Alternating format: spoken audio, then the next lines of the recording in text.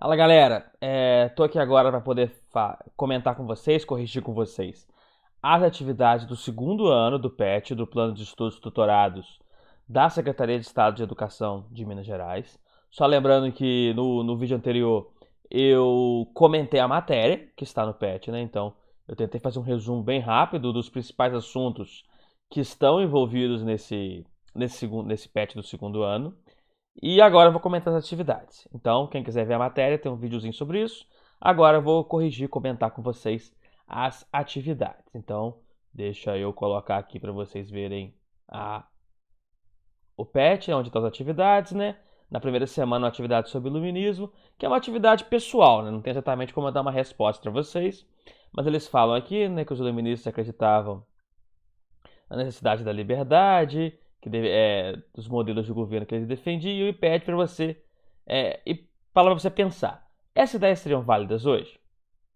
Será que o Brasil atual deixaria o iluminismo satisfeito? Então, será que o Brasil atende esses princípios liberais, de liberdade individual, de respeito ao direito à vida, à propriedade, à liberdade das pessoas, limite ao poder do governo, todos iguais perante a lei? Então, você vai escrever no seu caderno a sua opinião. Você acha que o Brasil respeita os princípios liberais? Você acha que o Brasil não respeita esses princípios de liberdade individual, de igualdade jurídica, de respeito à vida, à propriedade e à liberdade das pessoas? Você vai dizer se sim ou se não. E mais importante que isso, você vai escrever por que você acha isso, né? Descrever o que você acha que o Brasil tem, o que o Brasil não tem com relação a isso. Lembrando mais uma vez que o liberalismo, como a gente viu, ele é um ponto fundamental na organização dos países de todo o que a gente chama de mundo ocidental, né? De toda a Europa, de toda a América. Ok? A semana 2, essa traz algumas atividades maiores. Ela tem várias perguntas aqui, né? A primeira, ela disse: a crise do sistema colonial provocou a independência das colônias americanas. Sim. Esse momento em que a relação entre metrópole e colônia começa a entrar em crise, em razão das guerras napoleônicas, em razão dos ideais iluministas, em razão do endividamento e do enfraquecimento dos estados europeus, está ligado à independência. Elas realmente ficaram livres, aí sim, politicamente, são países soberanos, mas a gente sabe que esses países, ao se formar, eles passam a ter uma economia muito dependente do dinheiro e dos produtos industrializados estrangeiros. Então, o Brasil, por exemplo, depois da independência, ele te pegava dinheiro emprestado para a Inglaterra, toda a grande obra no Brasil era feita por empresas inglesas, o capital inglês estava muito presente, produtos industrializados eram importados da Inglaterra, de maneira que a gente tem uma relação de dependência econômica, não mais política, são estados soberanos, mas uma dependência econômica em relação à Inglaterra. Ele traz um vídeo para vocês sobre a América Espanhola e tem um textinho também e algumas perguntas. Cite fatores que influenciaram a crise do sistema colonial. A gente pode botar aqui o iluminismo, como vocês viram, são ideais, né, que vão falar sobre todos são iguais perante a lei, então por que o europeu é tratado melhor que o americano, sobre a liberdade em relação aos europeus. A gente pode botar aqui os exemplos da independência dos Estados Unidos. A gente pode botar aqui a Revolução Francesa, que oferece um modelo, né, de revolução contra um monarca absolutista. A gente pode botar aqui os altos impostos que vão fazendo com que a população vá se revoltando em relação aos europeus. A gente pode colocar as guerras napoleônicas, que enfraquecem Portugal e Espanha, são países invadidos por Napoleão. Vários fatores podem ser colocados. A letra B pergunta como que a independência dos Estados Unidos influenciou. É um exemplo, né? O primeiro país a ficar independente é quase que um efeito dominó, outros depois vão nessa onda. A C pergunta por que a invasão de Napoleão na França foi considerada um dos principais fatores. Quando Napoleão invade a Espanha, ele prende o rei da Espanha, então ele deixa as colônias espanholas sem rei, ele enfraquece naturalmente a monarquia espanhola. E a D, uma questão para vocês fazerem um texto explicando a crise do Império Espanhol e as consequências, a independência da América Espanhola.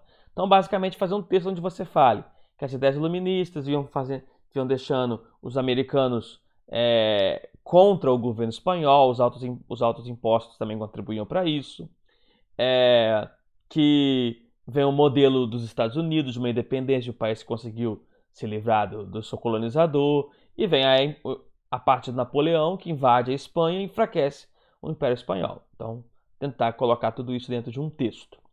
Ok, gente? Na semana 3 aqui, ela já fala sobre a vinda da família real para o Brasil. E primeiro pede os motivos, a invasão de Napoleão a Portugal. Napoleão Bonaparte invade Portugal por desrespeitar o bloqueio continental, já que Portugal mantinha relações comerciais com a Inglaterra, que era o principal rival de Napoleão.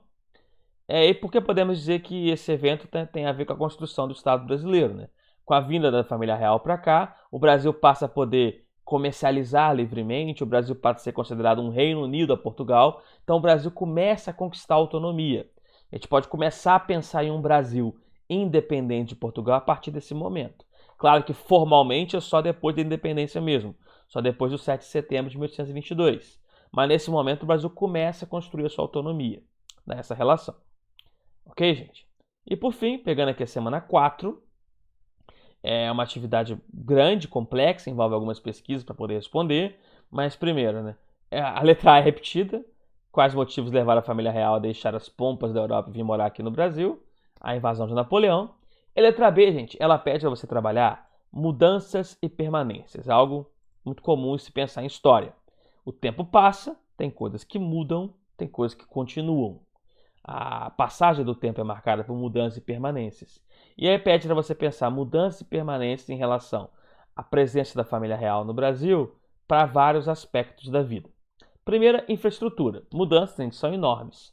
Você tem uma rede de estradas que é criada no Brasil justamente para poder ligar tudo ao Rio de Janeiro. Então, ligar uma produção econômica do sul do Brasil, ligar uma produção de alimentos de Minas Gerais, de São Paulo, para ser vendida no Rio. Você tem a abertura de avenidas no Rio de Janeiro, a construção de prédios, jardim botânico, toda a infraestrutura muda.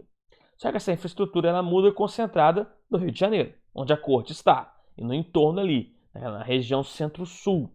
Você vai ter regiões mais afastadas que quase não vê essa mudança. Na verdade, essa mudança ela é sentida por poucos, né? Por quem vive na corte, quem vive na capital, Rio de Janeiro.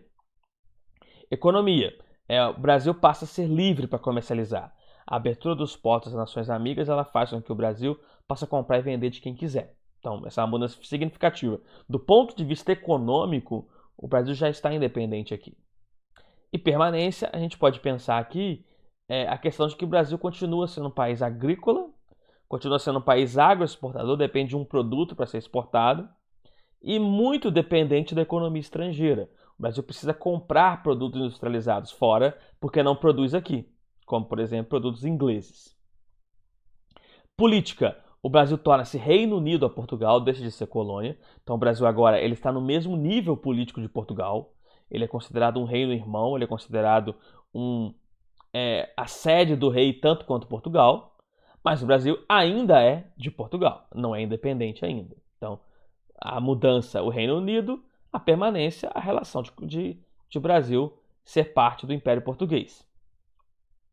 Sociedade, a gente vai ter a mudança com a chegada de uma nobreza no Brasil, que tem a ver com os costumes, já posso botar aqui junto, né? A entrada fala-se em 15 mil nobres que vieram para cá, viver principalmente no Rio de Janeiro, na corte, que vão trazer esse estilo de vida de nobreza, os hábitos de nobreza, a ideia de etiquetas, as roupas, a postura, o modo de falar. Então a gente tem como mudanças esse elemento novo chegando no Brasil, que é a nobreza portuguesa. Mas como permanência, né? Permanece elementos fundamentais da sociedade brasileira. A escravidão, por exemplo, continua. Uma coisa que não havia em Portugal. E no Brasil, assim, até havia em Portugal, mas nem tem como comparar, né? Era uma coisa assim pertencente a poucas pessoas. E no Brasil era algo que estava presente em todos os setores da sociedade. Então a gente tem como permanência da sociedade o elemento escravista, a desigualdade que havia no Brasil e a cultura popular brasileira, os costumes brasileiros, né? Então, você vai ter o costume, por exemplo, da relação com o escravo se mantém, o costume da alimentação brasileira, da culinária, também se mantém. Quando a gente pensa em mudanças culturais, a gente vai ter algumas instituições culturais criadas no Brasil, né? Biblioteca, teatro, que são abertos nesse momento. Então, você tem esse incentivo à cultura com a presença de uma nobreza, mas é uma cultura dentro do Rio de Janeiro. Então, como permanência fora do Rio, isso pouco chega, isso está muito concentrado na corte, na capital. Os elementos de cultura popular também, claro, continuam, né? As festas brasileiras, as músicas brasileiras, a culinária, tudo isso continua. Ok, gente? Então esse foi o primeiro patch de história do segundo ano, as atividades que estão lá. Espero que tenha esclarecido. Qualquer probleminha, gente, estou disponível lá nos grupos de WhatsApp, nos horários determinados. Podem perguntar à vontade, eu estou à disposição de vocês para ajudar a entender isso, a fechar esse primeiro patch. Em breve deve chegar mais um para vocês, para a gente dar continuidade aos estudos. Ok? Bons estudos então, gente. Até a próxima. Tchau, tchau.